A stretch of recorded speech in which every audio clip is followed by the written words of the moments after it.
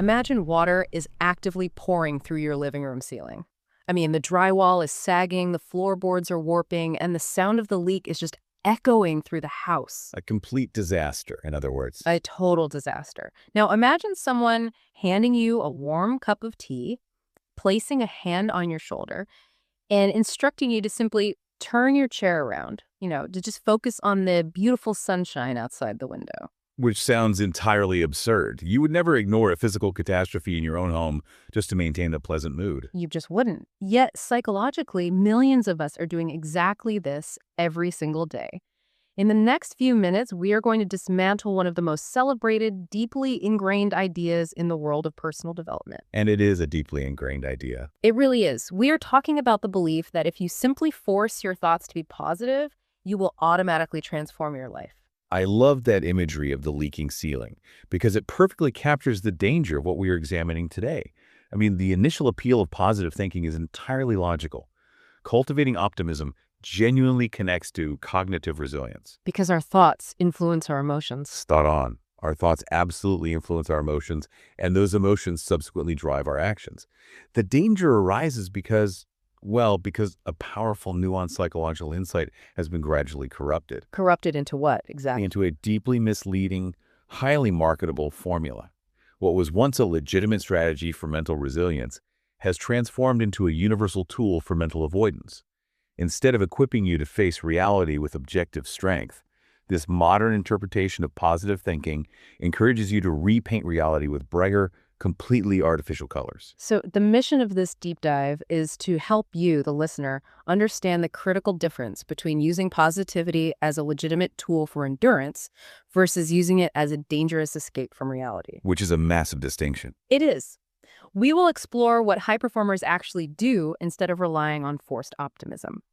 To grasp this conceptual shift, we really must visualize a clear distinction between healthy optimism and outright denial. Well, healthy optimism recognizes that massive difficulties exist, while maintaining the underlying belief that those difficulties can be systematically overcome.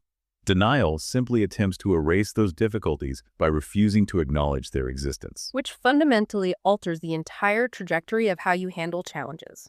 When you apply positive thinking in its most superficial, widely promoted form, you are actively instructing your brain to ignore the structural damage occurring in your life. Which brings us back to the leaking roof. Real problem solving demands a completely different set of actions.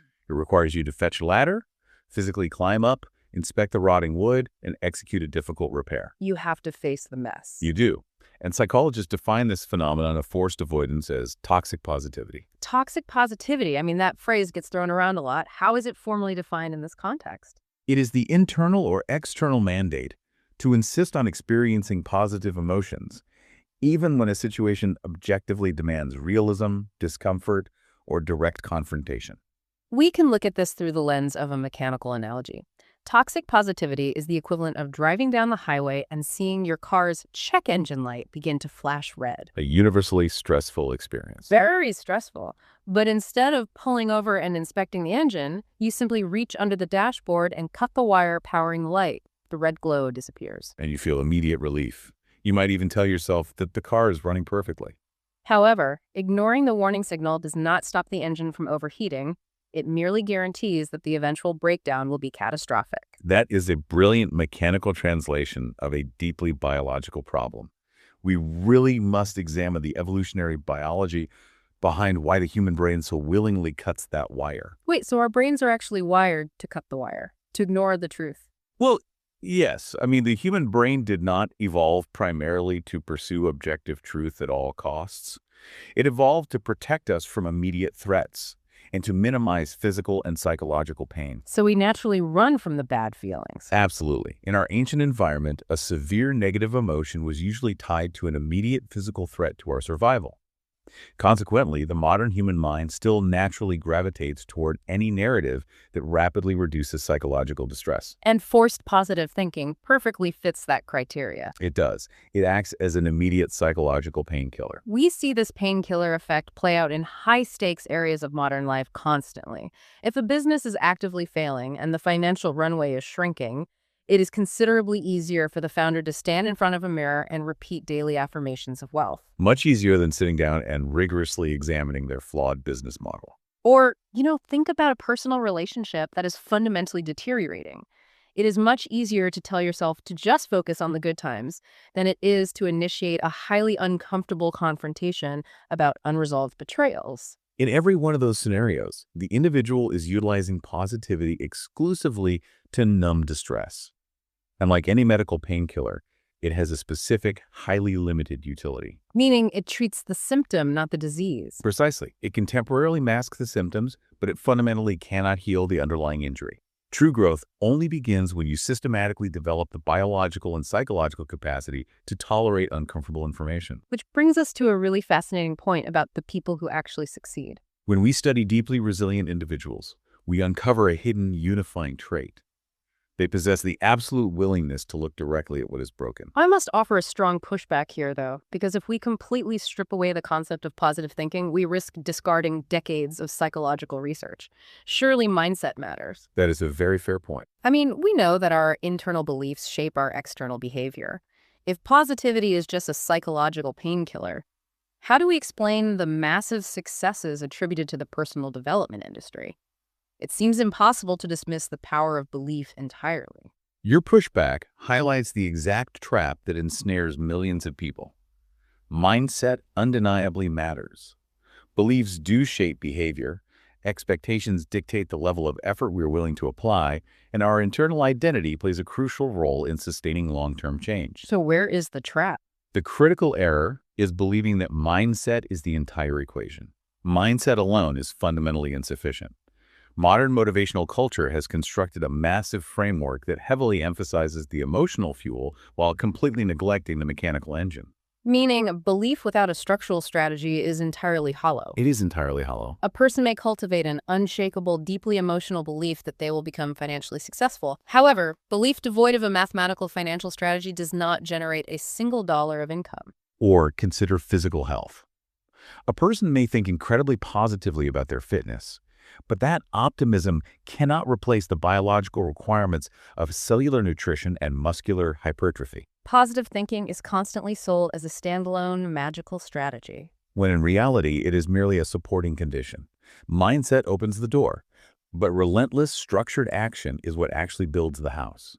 We can illustrate the danger of confusing emotional fuel with structural change by observing the dopamine loops created by motivational culture. Dopamine loops. Tell me more about that. Well, modern motivation heavily emphasizes energy, enthusiasm, and sudden euphoric inspiration.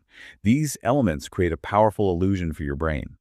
They trick your neurological system into believing that emotional intensity equals tangible progress. Wow, we have all witnessed this phenomenon or perhaps experienced it ourselves.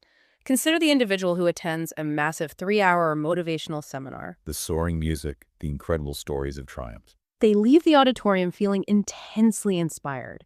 Their brain is flooded with dopamine. They are completely convinced their life has permanently changed. Yet, because they have only altered their emotional state and not their structural environment, they make zero meaningful changes to their behavior the very next morning. They hit the snooze button, they ignore their difficult emails, and the emotional high simply evaporates. Contrast that highly emotional, ultimately empty experience with someone who quietly sits down at their kitchen table on a Tuesday evening and painstakingly redesigns their daily routine. No soaring music, no dopamine rush. None at all.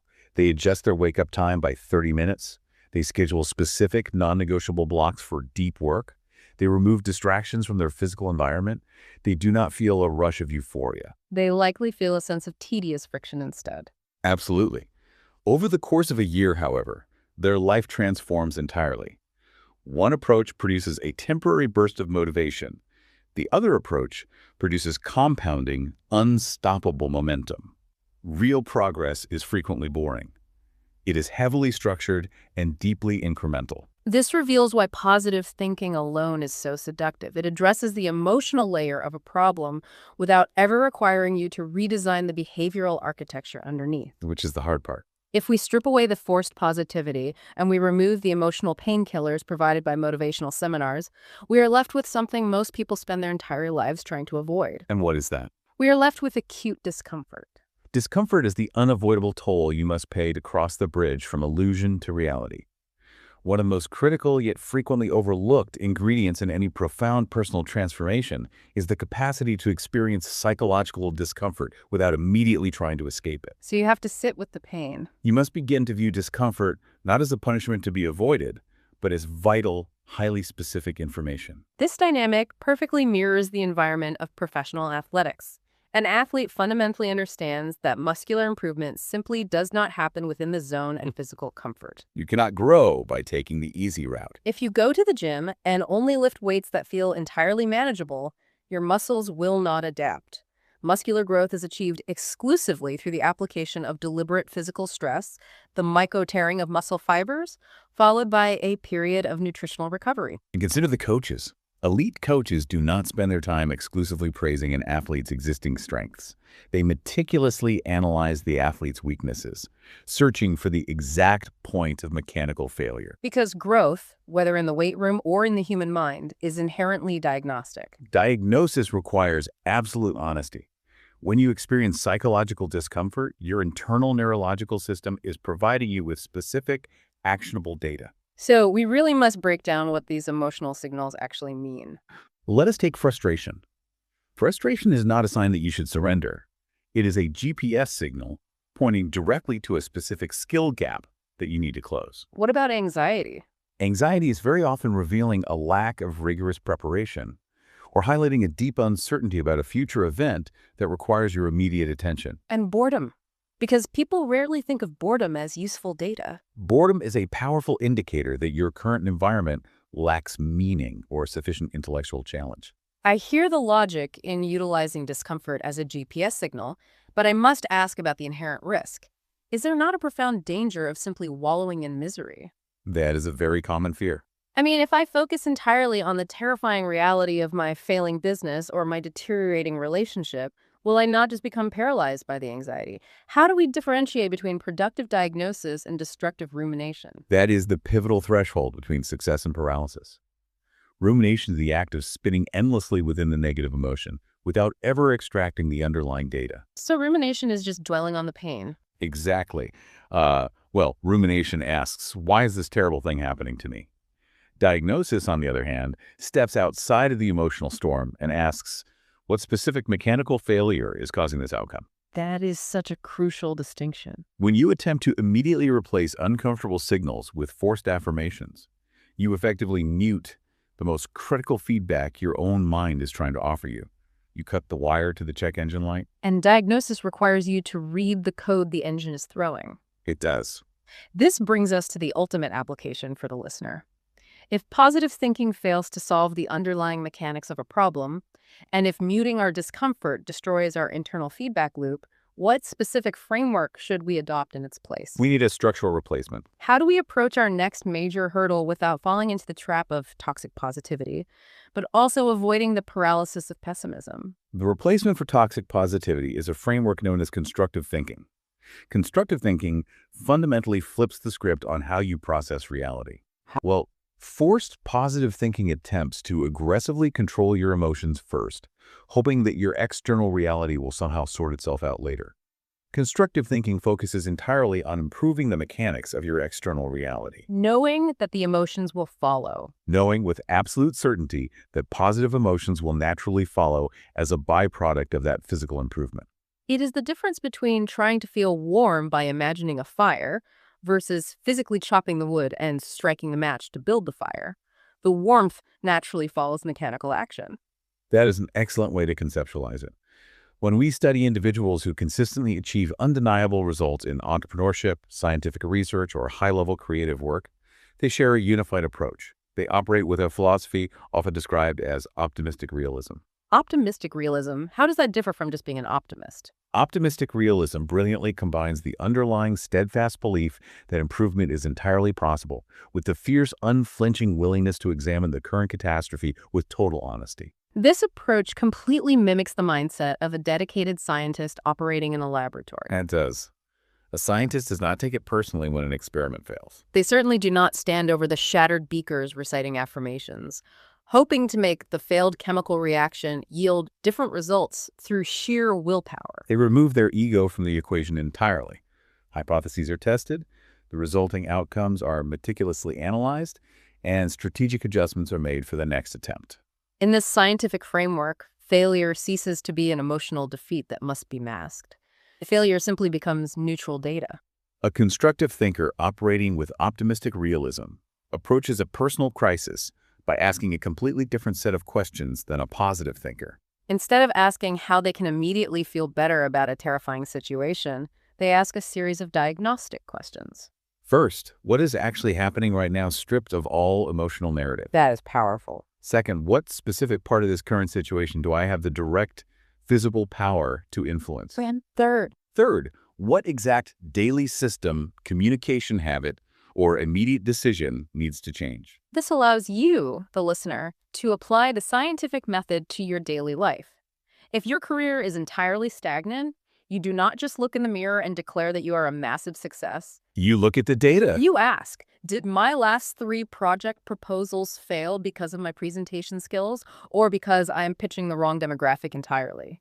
That takes the paralyzing emotion out of the failure and turns it into a solvable puzzle. When you approach your personal growth with the mindset of a scientist, your optimism finally becomes grounded in tangible evidence rather than fleeting wishful thinking. It is an earned optimism. Confidence that is meticulously built from a track record of evidence and executed experiments is infinitely more stable than confidence built from standing in a room forcing yourself to smile.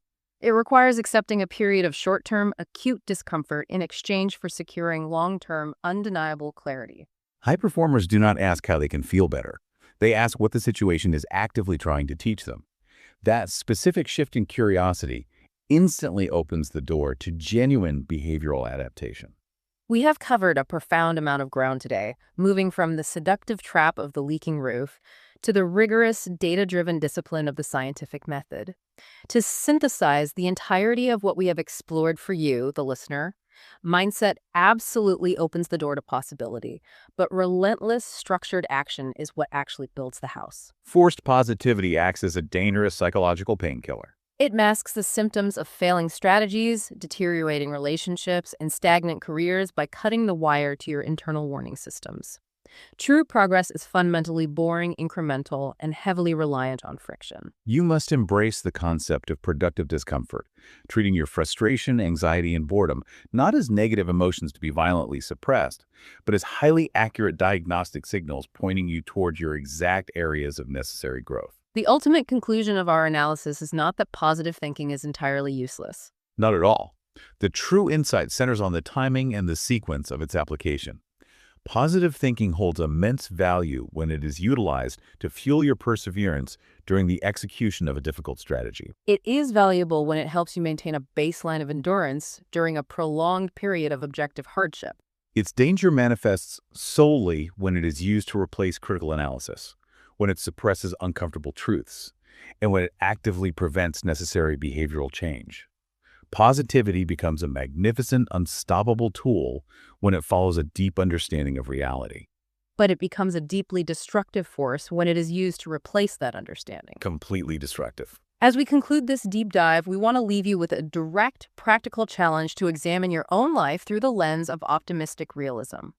Think about a current hurdle, a lingering issue, or persistent anxiety you are facing right now. We know the natural biological instinct is to find a way to make the anxiety surrounding that issue disappear through positive distraction or emotional painkillers. But instead of seeking that immediate psychological comfort, ask yourself this highly specific, potentially uncomfortable question. What exact truth about this situation are you currently avoiding simply because it feels physically or emotionally painful to face? Perhaps the most genuinely positive action you can take today is making the conscious, courageous choice to stop looking at the sunshine outside the window. Fetch the ladder and finally look directly at the leaking roof. Genuine, unshakable confidence will always be built from the undeniable evidence of the problems you have courageously solved, never from the reality you have chosen to ignore. Thank you for tuning in to this episode of the Deep Thoughts Podcast. I hope you found insights and inspiration to take with you on your journey of self-growth. If you enjoyed the show, be sure to hit the subscribe button so you never miss an episode. And don't forget to follow us on social media to stay updated on new releases and exclusive content. See you next time, where we'll continue to help you grow and explore your full potential.